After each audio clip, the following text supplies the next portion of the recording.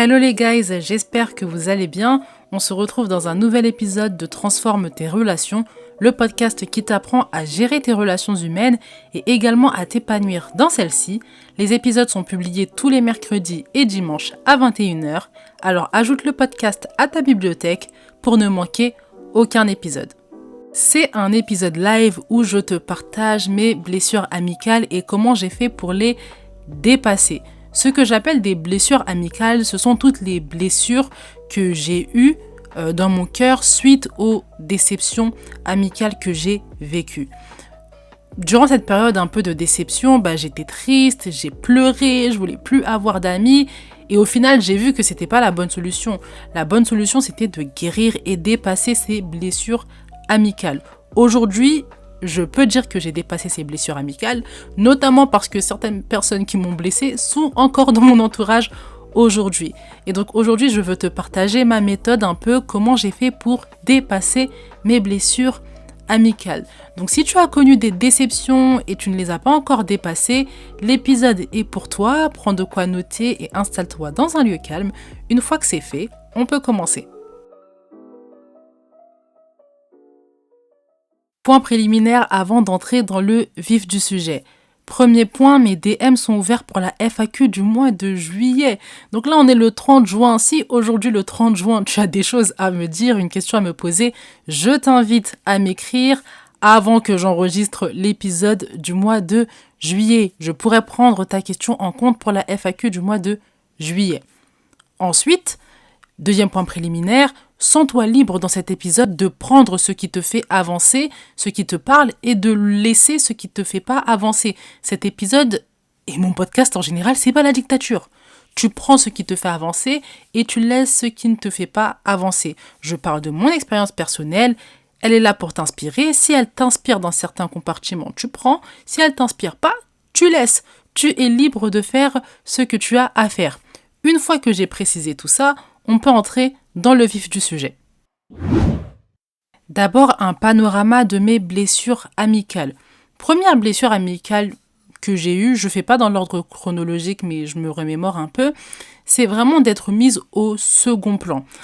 Accorder de l'amour à quelqu'un et voir que la personne, elle ne te met pas au plan de sa vie auquel toi tu le mets, c'est violent en fait. C'est violent de te rendre compte qu'en fait tu passes au second plan par rapport à d'autres personnes, là où toi tu considères cette personne comme une personne de premier plan dans ta vie.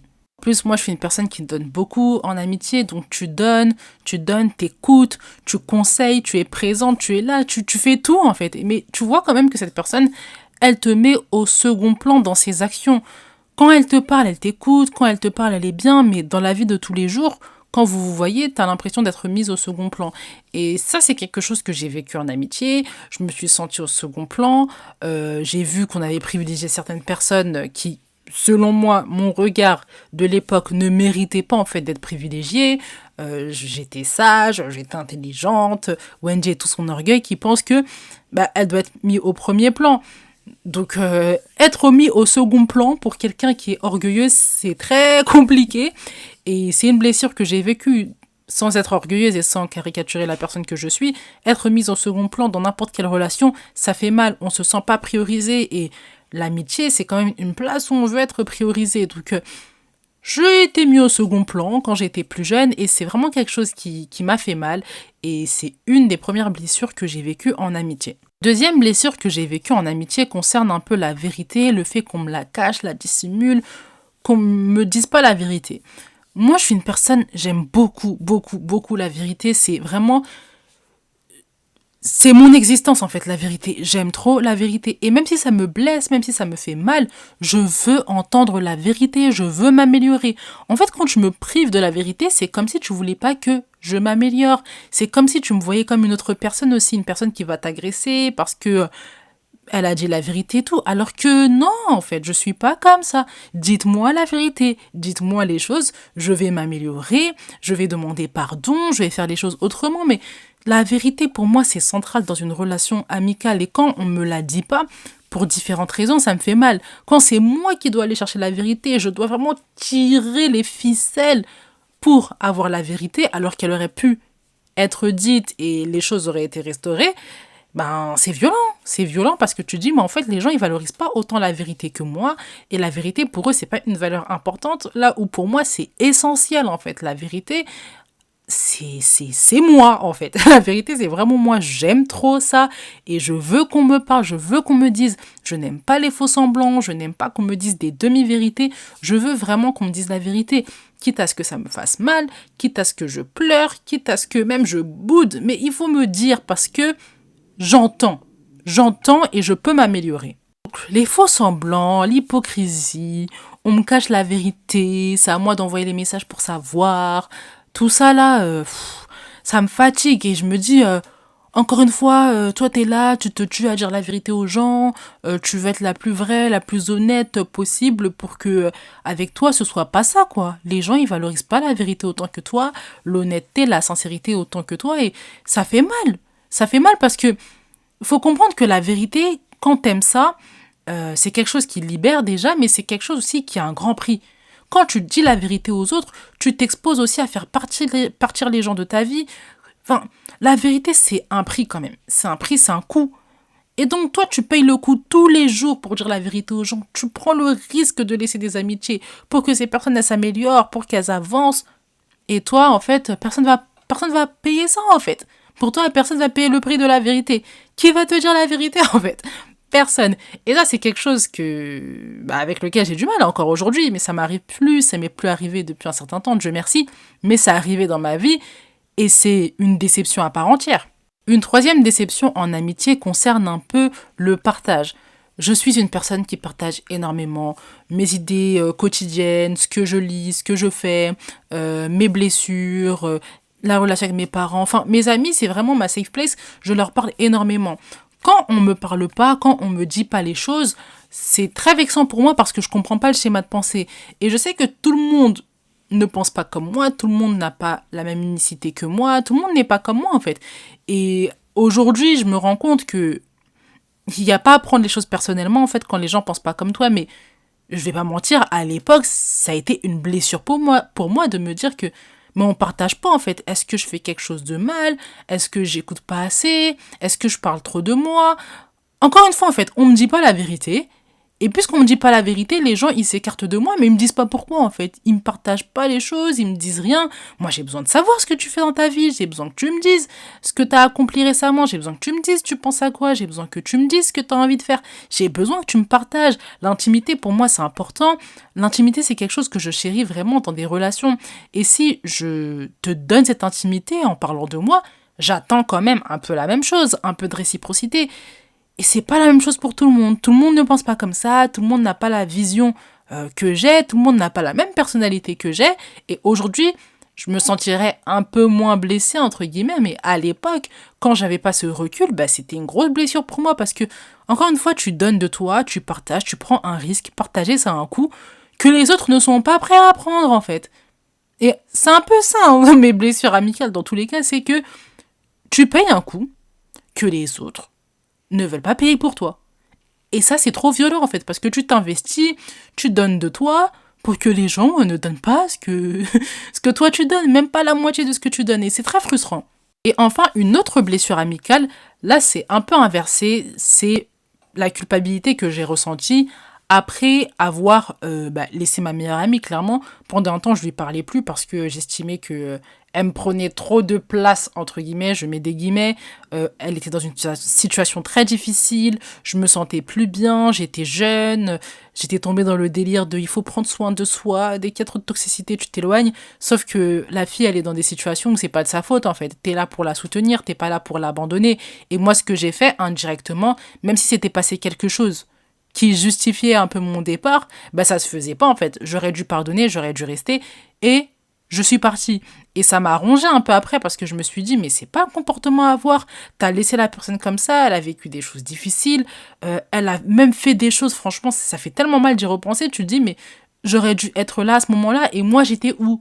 Moi j'étais dans les bullshit de non, porter le fardeau de ses amis, c'est un vieux truc, tu t'occupes de toi, ton énergie, put yourself first, tous ces trucs-là. Même mon anglais, il bug. Mais toutes ces choses-là, toutes ces pensées-là, elles étaient inscrites dans mon esprit. Et pour moi, c'était pas envisageable de rester avec une personne qui se sentait vraiment pas bien. Et je parle pas de la tristesse de 2 jours. C'était vraiment un mal-être très profond. Culpabilité aussi de ne pas avoir cherché plus en fait. C'est pas parce que tu ne sais pas faire toi qu'il n'y a pas d'aide à côté. Tu vois, j'aurais pu chercher une psychologue avec elle par exemple. J'aurais pu demander de l'aide autour de moi. J'aurais pu faire plein de choses, mais j'ai pas fait en fait. Et c'est grave culpabilisant parce que tu te dis, j'ai été une mauvaise amie. Et c'est une blessure à part entière. Tu te dis, mais en fait, moi qui pensais être la Wendy super amie, qui fait tout bien pour ses amis, qui est grave là en amitié, qui est géniale, en fait, pour certaines personnes, non, tu les as abandonnées en fait.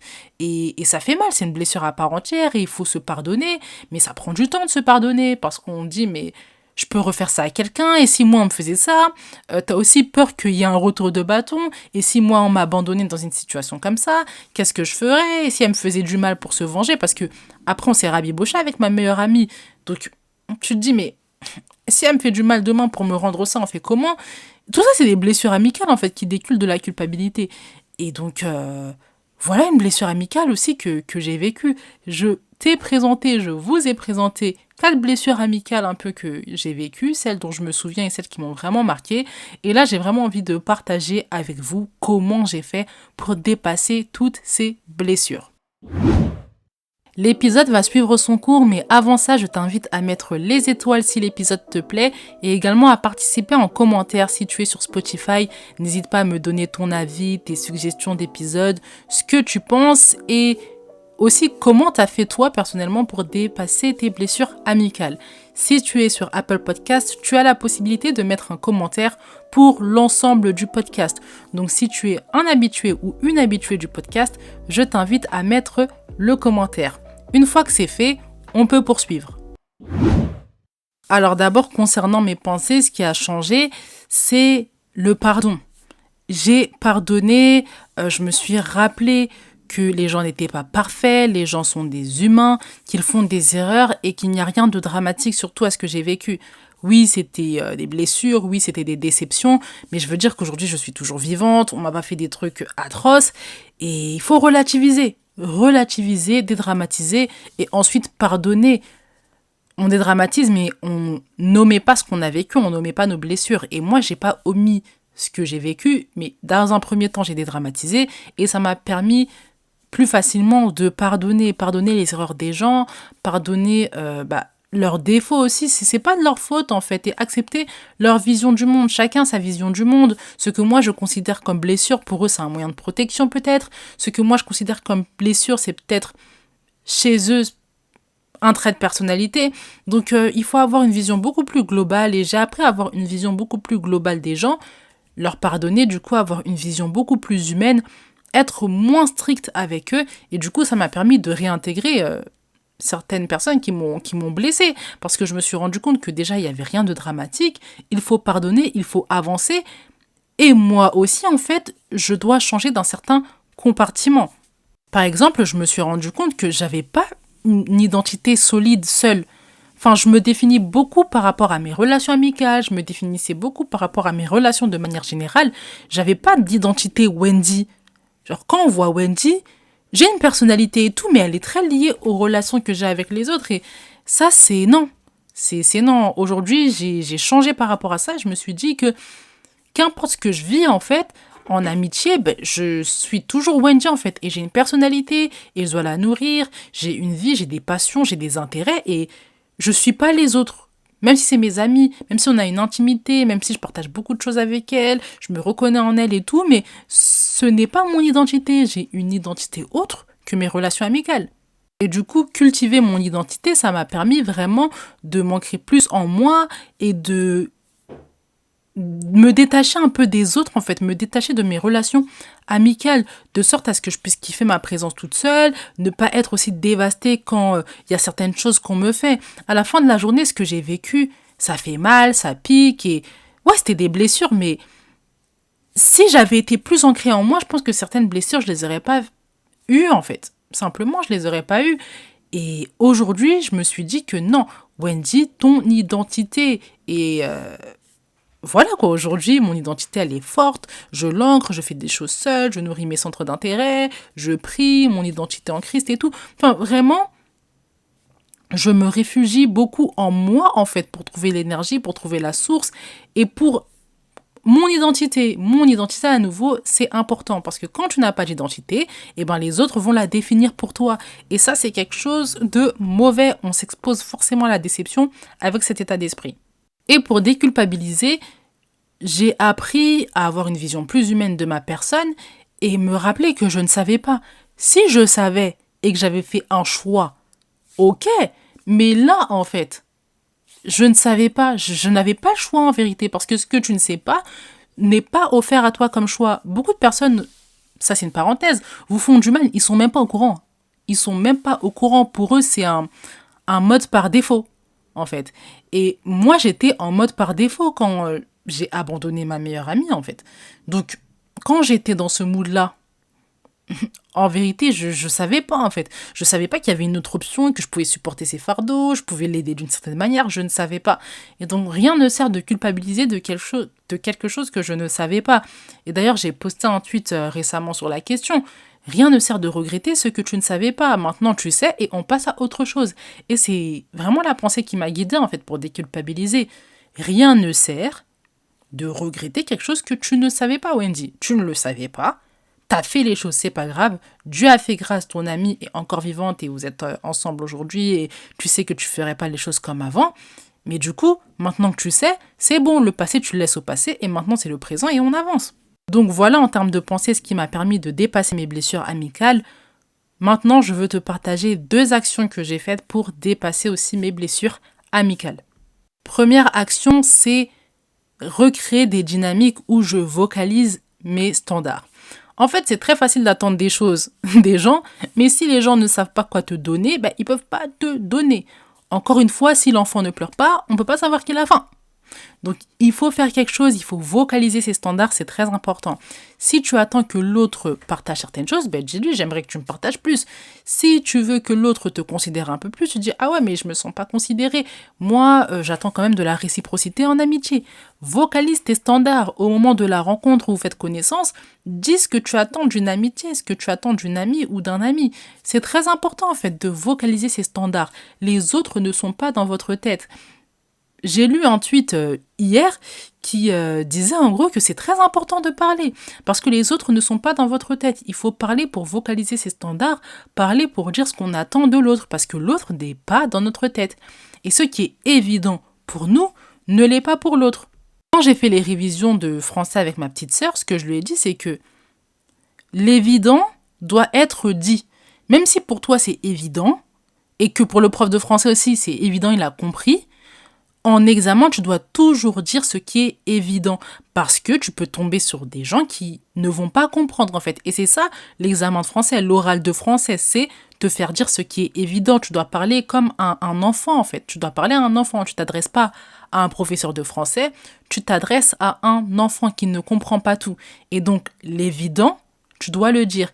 Tout ça pour dire en fait que, c'est un exemple, pour vous dire que l'évident doit être dit, ce qui est évident pour toi dans ta tête ne l'est pas forcément pour l'autre. Donc c'est important de vocaliser, de dire ce que tu attends de l'autre, de dire aussi ce que tu attends de la relation, pour ne pas être déçu, pour permettre à l'autre de savoir, et si l'autre sait, il fait un choix. Si tu ne permets pas à l'autre de faire un choix, tu ne peux pas le condamner sur base de quelque chose dans lequel il n'a pas eu le choix. En fait, la personne n'a pas eu le choix. Elle a fait ce qu'elle pensait être bon. Et c'est pour ça que c'est important de parler, pour mettre les choses à plat, voir ce qu'il faut faire, ce qu'il ne faut pas faire, et ensuite faire un choix. Et quand tu vois que la personne a fait un choix, si c'est le mauvais choix pour toi, ben tu t'en vas en fait. T'as compris. À plusieurs reprises, t'as compris. Mais si tu n'as rien dit à la personne et qu'elle fait un autre choix, il faudrait peut-être en discuter, mettre les choses à plat et vocaliser les standards. C'est la première action que j'ai faite et la deuxième action, c'est de régler les problèmes à la source. Ça veut dire que quand je vois un problème, quand il y a quelque chose qui me dérange, au lieu de l'enfuir en moi, au lieu de me sentir blessée, mal, dans le mal-être, me distancer des gens, ce que je fais, c'est que je règle les problèmes. Je pose des questions. Je dis oui, mais en fait, pourquoi tu agis comme ça? Est-ce que je fais quelque chose de mal? Quand je vois que certains standards ne sont pas respectés, en tout cas pas assez vois pas assez respecté, ce que je fais, c'est que je pose des questions aussi, ou je le rappelle. Dans tous les cas, je règle le problème à la source. Dès qu'il y a quelque chose qui me dérange, je règle le problème à la source. Et ça évite des blessures inutiles. En fait, si j'avais dit à mes amis certaines choses, ils auraient peut-être changé, en fait, et je me serais pas sentie blessée. Je me serais pas sentie blessée parce que j'aurais vu qu'il y avait du changement. Mais puisque t'as pas parlé, puisque t'as décidé de te distancer, puisque t'as décidé de faire la boudeuse, eh ben oui, en fait, t'as été blessé et la blessure, elle est restée en toi. Je parle pas d'une petite blessure, une blessure, un petit sentiment de tristesse, d'amertume que tu ressens et qui est passager. Je parle vraiment d'une blessure, quelque chose qui t'a vraiment fait mal, qui t'a fait repenser ton attitude en amitié et tes amitiés de manière générale. Donc voilà la deuxième et dernière action que j'ai entreprise pour dépasser mes blessures amicales. L'épisode touche à sa fin, j'espère qu'il t'a plu. Dans cet épisode, je t'ai partagé le process qui m'a emmené à dépasser mes blessures amicales. J'espère que cet épisode t'a inspiré et qu'il va t'aider. Si c'est le cas, je t'invite à le partager à ton entourage. Je te rappelle que c'est mon process. Cet épisode, c'est une inspiration et une motivation pour toi, mais sens-toi libre de prendre ce qui te correspond, ce qui t'aide, et de laisser ce qui ne t'aide pas. Je te rappelle que mes DM sont ouverts pour la FAQ du mois de juillet. Tu as juste à m'envoyer ta question sur le réseau social que tu préfères. Je te répondrai et j'ajouterai ta question à la FAQ du mois de juillet. En attendant, médite bien cet épisode. On se retrouve dans le prochain. Prends soin de toi. Bye!